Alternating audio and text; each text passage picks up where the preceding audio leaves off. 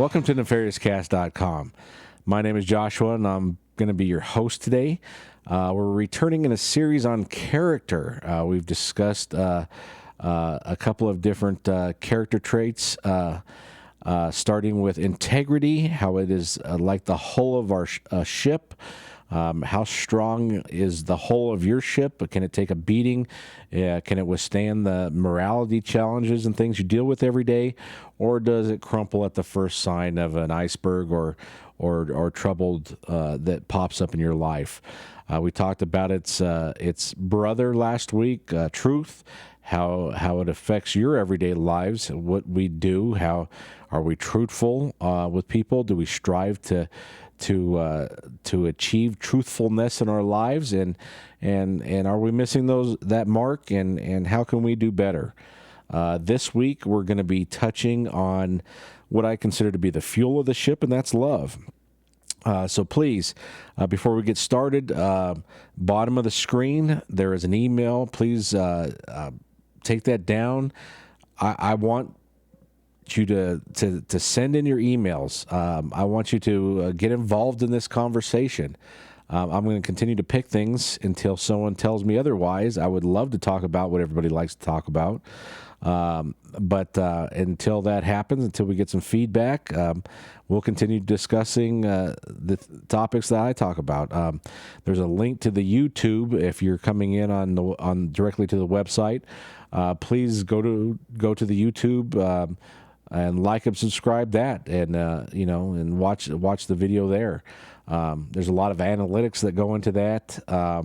And when you're trying to get started like I am, it's very helpful, and I'm very much appreciative for everybody who's liking and subscribing and at least watching some of these videos. They track those things, and how much people will watch and like and subscribe actually gets the video to where they promote it and more people can watch it. So, like I said, I do appreciate everybody out there watching these. Even if it's just a portion, you don't get to finish it, that's fine. All the watch time gets tracked. So please, go on there and like and subscribe.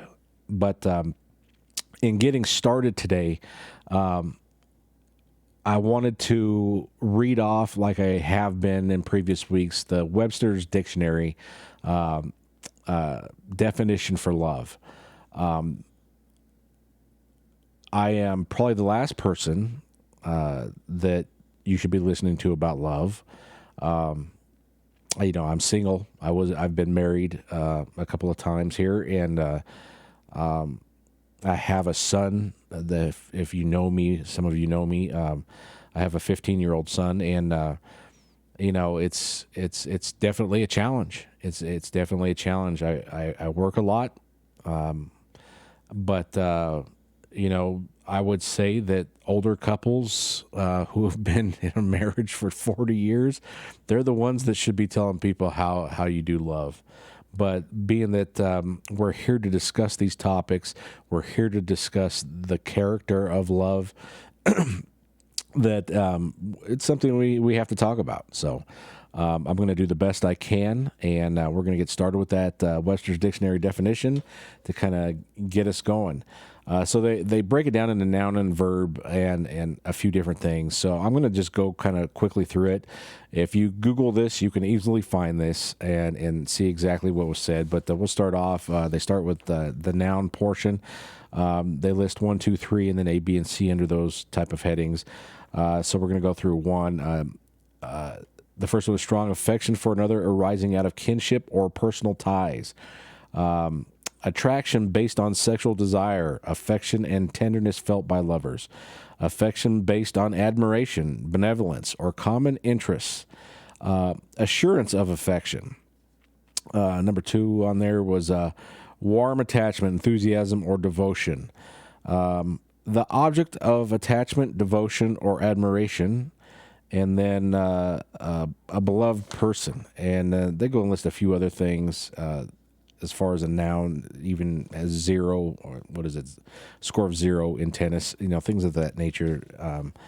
But let's go to the verb portion of it. And they list loved or loving, to hold dear, cherish, to feel a lover's passion, devotion, or tenderness for, caress, to fondle amorously, to copulate with, to like or desire actively, take pleasure in, to thrive in.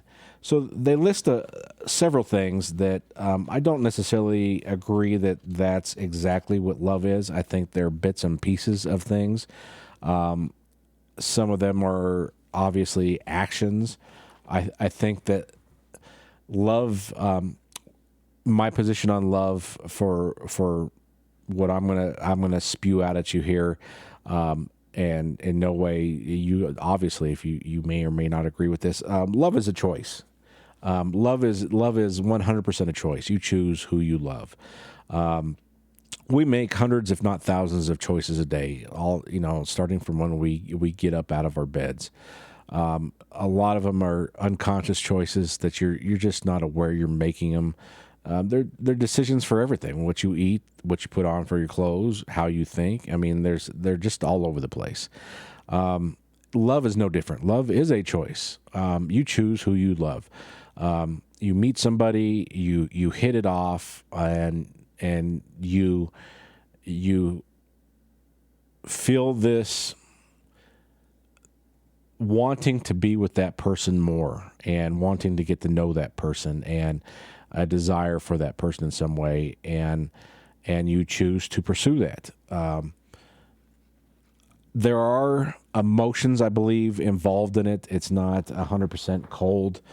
I know that passion and things like that play a part of love. Your desire to want to spend time with or do something with somebody, or even if it's not a person. My best definition, which may seem cold, about love, because I thought about it long and hard, and is more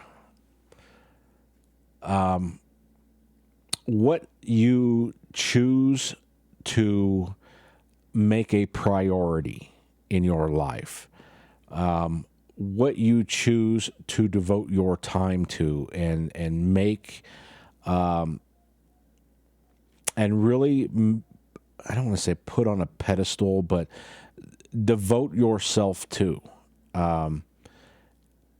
It may not be another person. Some people, they devote themselves, and I'm guilty of this, to their jobs. I know that what people would say, that I love my job. I do, to a certain degree. I think it's more of an enjoyment of my job, at times. But I think that I have put a lot of devotion to doing my craft and being the best at it, trying to be the best at it, working towards that goal, and putting all that effort into achieving that. I would say that it's not a love of my job, although some people would say that maybe it is for them. Some people can love their car. You can attribute love to anything that you put a priority to, and that you make. There was another term I had thought about it, but it essentially, it's you putting value and priority towards something or someone. Because if you don't value something, how can you love it? If you don't put priority towards something, how can you prove that you love that?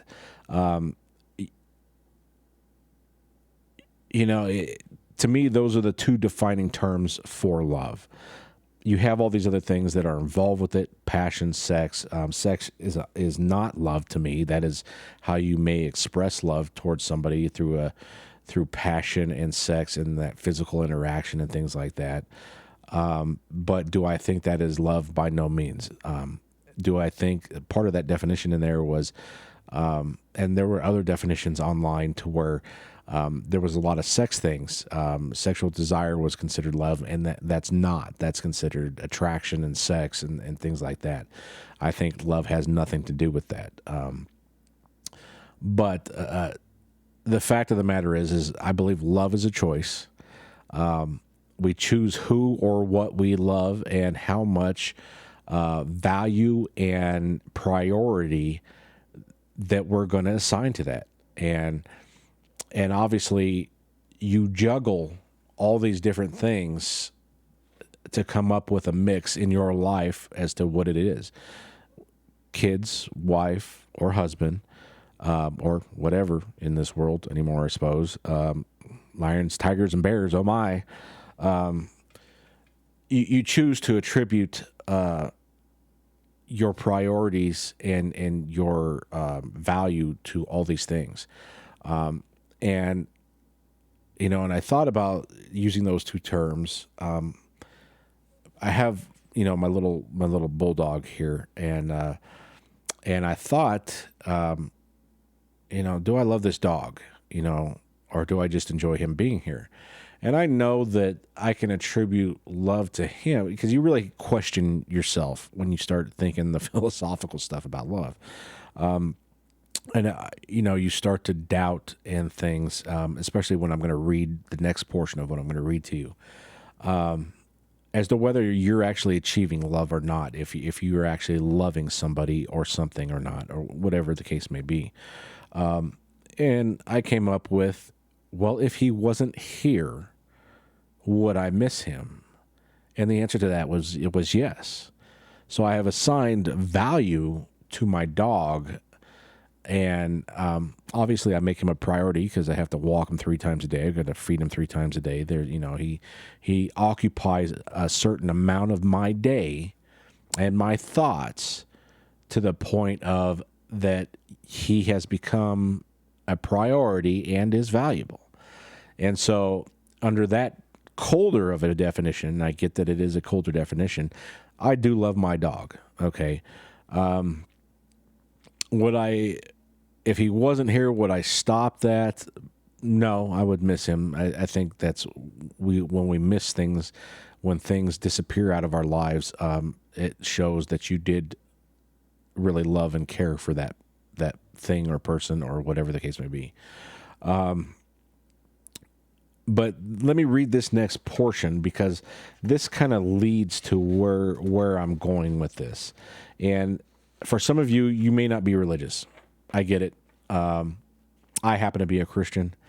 So, probably the worst one out of them all is probably what most Christians would say is they're the worst person, because, we're all flawed, and we strive and miss the mark every day. We think or say something that is usually not correct, but you always try. So what I'm going to read to you now is out of the Bible. Don't get me wrong, I have my own thoughts on the Bible. The Bible was written by men. A lot of people say it's God inspired, but the reality is you have multiple people throughout history writing these letters and recording these things down on scrolls. None of them, or very few of them, would have talked to one another. Different time periods, different people, different places. And are they wrong? No, I'm not trying to say that. Let's be very clear on that. Are they flawed? Sure. Man is flawed. That's why you have subtle differences in things about the Bible. If I watch something and somebody across the room watches something, we will write down what we saw, and my version is going to be different than his version, because it's going to be from my point of view and eyes and everything else. And this person over here is going to be saying they may have noticed different things and stuff, and their version is going to be different. That's why you have differences in the Bible. So before all you start arguing about that, if you're not a religious person at all, I get it. Okay, there are things that little details, the overall message and the big bulk of things is very much the same. It's usually the little bits and pieces that surround that that are the differences. But that being said, in 1 Corinthians 13, 4 through 8, and this is the ESV version of it. I think it was the English Standard Version. You got King James, all these other versions. This isn't necessarily the one I choose to read, but it had a pretty good.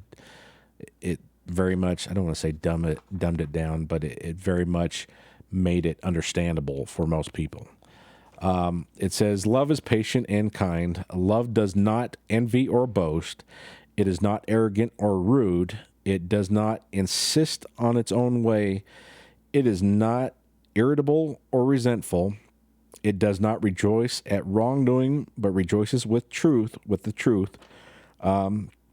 Love bears all things, believes all things, hopes all things, endures all things. Love never ends." Now, there's other versions that says love never fails. Depending on the translation you get, it kind of changes a little bit here to there, but you get the point. I thought it was a good one because I truly believe that most of this is correct. When you think about what it's saying, what love embraces is patience, kindness, truth, resilience, faith, hope, endurance, and perseverance. Okay? What love resists is envy, boasting, arrogance, rudeness, selfishness, anger, resentment, and wrongdoing. And earlier, when I said, when you question yourself, we all, as I have said before throughout our day, there has to be a standard that we are compared to. When you're talking about character, I refer to litmus test. If you don't know what that is, it's in chemistry, it's a little piece of paper that you dip in whatever, and it tells you if something meets the chemical composition of what it's supposed to be or not. In my line of work, where I'm an inspector, there are codes and standards provided by engineers and governing entities that have to be followed, whether something meets the standard or not. In our lives, do we meet the standards that are, and this is, in my opinion, kind of a screwed up way to view things, but we are judged against standards. You're judged, if you're a husband, you're judged against whatever standard your wife has, and vice versa. If you're a wife, you're judged against what the standard is that your husband thinks you ought to be or do, or whatever the case may be. Your kids are judging you. You're judging your kids. Everybody is holding each other. Your boss holds you to a standard. You hold your employers to a standard. Every person that you meet, to some degree, is holding you to a particular standard in their life. What kind of neighbor are you? All those type of questions. We don't really think of it that way. We just go on about our lives. But the reality is that if you really think the next time you meet somebody or talk to your neighbor or your wife, think about the thoughts that are running through your head at that time. I would concentrate, if it's your wife, or your employer or something, concentrate on what they're saying if it's something important, but really think about what's going through your head, and are you judging them, or are you comparing them to something? Are you saying, this guy is an idiot, he doesn't know what he's talking about? I mean, is that type of conversation going through your head? Oh man, I got to do this. She wants me to do that and this and blah, blah, blah. Or he wants me to do this or that, blah, blah, blah. I mean, you're constantly being measured in your life. Now, that being said, when we compare to a standard of what love is, whether it's Webster's or here, in the, from the Bible, or whatever standard you're coming up with, are we meeting it? And are we able to achieve it?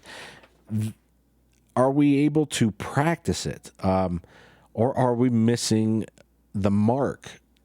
Do I, it leads you to question, well, if I was married, do I love my wife? Am I making her, if you use my slow little 2-word definition, am I making her a priority? Am I making, if you're the wife, am I making, do I value him? Do I appreciate him and value him for what he does and how he helps the family, or her of how she watches after the kids, or do whatever relationship demographic or scenario you're in. I If you're loving a car or something, a physical object, I would say you have probably a ways to go. I would hope better things for that type of individual. If you've never had that, any kind of relationship type of love or involvement with somebody, whether it's a family member or somebody you meet, kids, anybody whatsoever, a living, breathing person, or even a pet. I would hope that there would be something in your life for that. But am I hitting this? The one thing I think that kills me is on this portion. Okay, love is patient and love is kind. Okay, I've showed patience before. I've been kind in that before. Okay, those aren't the hardest things in the world. Love does not envy or boast. Okay, all right. I joke around about it. I went out and tried playing some flag football and didn't get myself killed in the process. Okay, yeah, I didn't, do some crazy dance in the end zone. Okay, but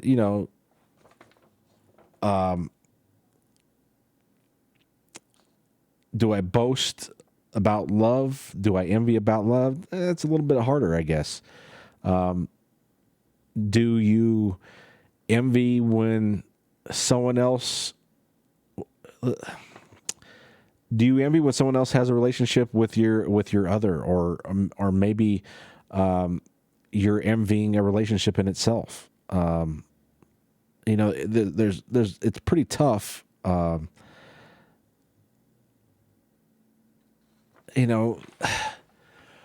I suppose, do you go around saying, I love my wife and this and that? I mean, that's not necessarily a bad thing, but I think that it can be if it's not checked. So the envy and the boasting thing, I guess I would have to think further on a scenario about those, but are you envying somebody else's relationship? Well, I would argue that then you're not really in a relationship unless you're envying another person's wife. Then at that point, I suppose that it's not love that you would have. You would be envying, and that would lead to adultery, things like that. So maybe if we think about that, that's kind of what it's talking about. But as far as the harmless stuff in a relationship, when you joke around with your wife and things like that, the boasting and all that kind of stuff, I think that's not kind of what it's talking about. But hey, it's not arrogant or rude. I think we all say and do things that can be arrogant and rude. I don't know what your struggle in life has been, but if you've absolutely 100% controlled every word that has left your mouth, I would love to meet you. You are a unicorn, because the majority of people in this world, in fact, everybody I would imagine, has said something that was arrogant or rude in a relationship and has probably regretted that. It does not insist on its own way. We tend to want to get our point across. So you see where I'm kind of going with this? We're getting further and further into this definition, and we're getting further and further away from what we thought we were doing with with regards to the love that we think we have for people in our lives or things. I don't know. When I read this, and we're going to continue to read it, it's not irritable or resentful. We get irritable, we get resentful in relationships. Obviously, this is not withstanding if you are in love with a thing like car or your home or something like that. I think there's other issues there, but I will not deny that you can have love for a thing, I guess is my point.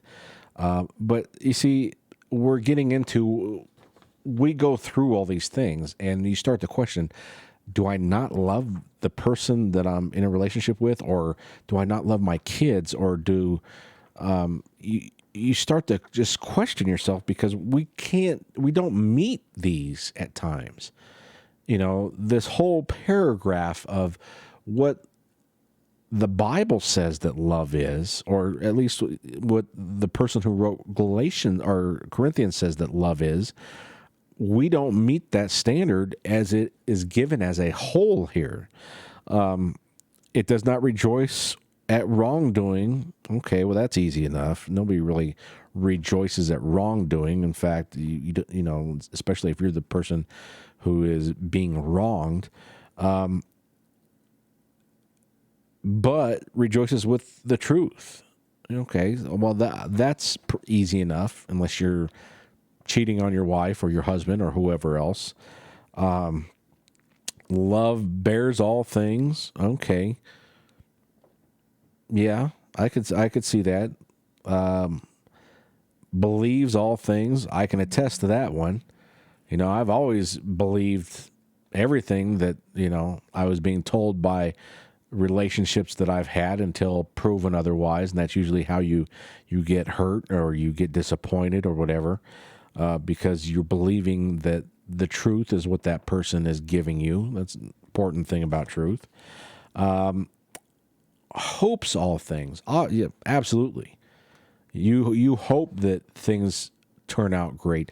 You hope that you can spend the rest of your life with your significant other. You hope that your kids will outlive you and do things. You hope that you can love the person you're with and bring them happiness. I mean, there's all these things that you can hope for. So yeah, I agree with that all day long. Endures all things. I think that kind of when love bears all things, you bear the burden of something, and that's what I think of when I hear that.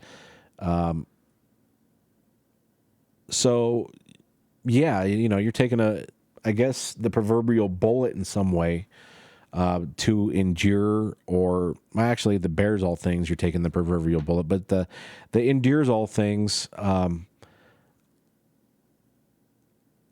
Nothing is easy. You go through trials in each day in relationships and things like that, and you are literally going through rough seas. Your ship as a person that you are is going through rough seas, and you're taking the beating at times, and you're seeing it through. Yeah, I see the endures all things. That's a huge part of a relationship at times. The last thing, and this is the one that kind of kills me, is love never ends, or love never fails. In some cases, to where that's the translation. I know I have failed, and I in relationships and love and things of that nature. Does that mean that I didn't love that person? No, it did not. It just means that I failed in an instant to love that person in whatever, I would say, whatever moment or situation that we were dealing with. Even in getting a divorce, it wasn't because I didn't love my wife. It was because we could not function together and be successful at that and not do damage to our kids. When you deal with love, and if you're comparing yourself to this sort of standard, or Webster's standard, you could probably meet pretty easy. If I read through that again, I'd be like, oh, this is, every one of these I'm good. But when you actually compare that, something that's more in depth, that is not a physical thing, that is 100% character-based love and what it is, such as this definition, and are we meeting this? And you start to measure yourself not on what other people are doing, but against yourself and the standard of what love, if this is the one you choose to listen to, what love actually is. And so I guess my point is today that love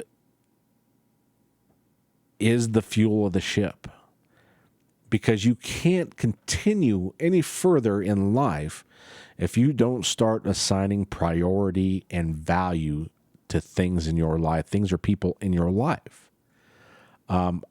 If you didn't do that, you would just be sitting there going through life as a zombie, not caring one way or the other about anything. In assigning value and priority to things, you attribute your portions of your life to those people or things. You can't escape that circle, that mentality. That's why I use those two words, is you just can't escape that. No matter how much you want to, and I encourage you this week, think about that. Think about, okay, is love value and priority to something? Is that the best, shortest description of love? And try and get out of that and see if you can, because I couldn't come up with anything that would better describe that love, if you break it down to its simplest definition, means you are assigning value and priority to something. So, through your week, what are you assigning value and priority to? What are your loves in your life? What are the people or things that you attribute portions, whether it's your thoughts or an actual time? Well, I guess your thoughts are time, because when you're thinking, you're using up time as well. It never stops. But what are you giving up time-wise that you're attributing a good chunk of your day to, or something that you value? And that make a priority. Is it a job? Is it your spouse? Is it your kids? Is it God? Is it your car, your house? I mean, think about what you're attributing love to, and really question yourself as to, A, is it something that I should be attributing love to? And B, am I achieving love by some standard, by this standard, that I've read from the Bible, by Webster's standard, if that's what you choose. So challenge yourself this week, because if you truly don't watch the things you love, your ship will not run efficiently. There are things that are very, very shallow and very temporary that you may love, that is very fleeting, and things that last. And I'm challenging you to see exactly if you have those things in your life or if you don't. Maybe you don't love anybody. Maybe there's a portion of your life that you're wrestling with, that you may be struggling just to love yourself, which is another thing that I mean, this is a huge topic and conversation, and it can go on forever. But we are going to kind of shut this down for the night. I just wanted to challenge you to really think about love, what it is, how much of a priority you are assigning things to. What are you loving in your life, and what is the standard that you live by for that love? What are you judging yourself by?